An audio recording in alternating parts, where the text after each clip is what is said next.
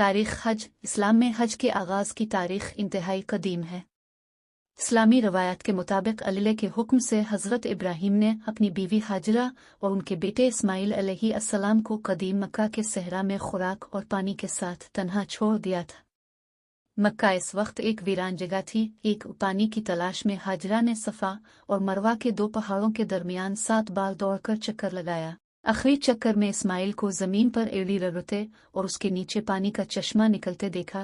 2-3 पानी की मौजूदगी के वजह से कबाइल ने मक्का में आबाद होना शुरू कर दिया।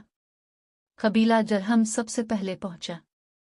बड़े होकर इस्माइल ने इस कबीला में शादी की और उनके साथ रहना शुरू कर दिया। 3 कुरान के मुताबिक हज़रत इब्राहीम और हज़रत इस्माइल अलैहिस्सलाम ने मिलकर एक घर की बुनियाद डाली जो अक्सर मुफस्सरीन के मुताबिक कबा है। कबा के मशरिकी कोने में हजर अस्वद को रखने के बाद इब्राहीम अलैहिस्सलाम को वही आई जिसमें अल्लाह ने उनसे कहा कि जाओ और लोगों को हज के लिए बुलाओ।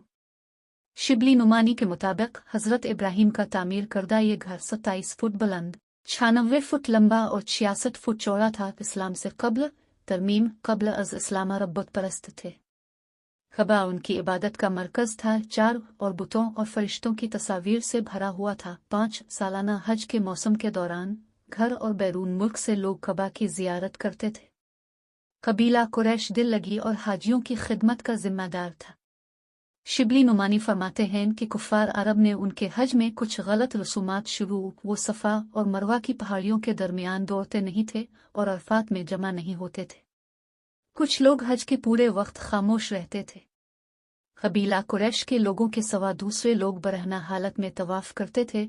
हज़रत मोहम्मद और हज तरमीम हज की मौजूदा तरीका इस्लामी नबी मोहम्मद की तरफ से कायम किया गया था जो कुफ़ार अरब के गलत तरीका में ज़रूरी तब्दीलियां लाए। मक्का 630 ईस्वी में मुसलमानों की हाथ फतह हुआ। नबी मोहम्मद ने तमाम बुतों को तोड़कर कबा को पाक किया। 5 अगले साल मोहम्मद की मशवरे पर अबू बकर मक्का मुकरमा में ज़ियारत के लिए 300 मुसलमानों की क़ियादत की, जहां हज़रत अली हज का नया तरीका मुकर्रर करके और निज़ाम कुफ्र को मनसूख करके एक खुतबा दिया। उन्होंने ख़ास तौर पर इसका ऐलान किया कि अगले साल से कोई काफिर और नंगे आदमी को कबा का तवाफ़ करने की इजाज़त नहीं दी जाएगी। 632 ईस्वी में नबी मोहम्मद सहाबा की एक बड़ी तादाद के साथ अपने सिर्फ और आखिरी हज का इरादा किया और लोगों को हज के तरीकों की तालीम दी। 7 अरफात के मैदान में वो एक मशहूर खुतबा दिया जो अलवदाई खुतबा के तौर पर जाना जाता है। इस वक्त से हज इस्लाम के 5 सतूनों में से एक बन गया। कुरून वस्ती में हज तरमीम कुरून वस्ती में ग्रुपों में मक्का जाने के लिए हाजी शाम, मिस्र और इराक के दार और हुकूमत में जमा हुआ करते थे। ऐसे ग्रुपों में हजारों हाजी होते थे। 8 मुस्लिम हुक्मरान हज की बहाली की जिम्मेदारी लेते थे।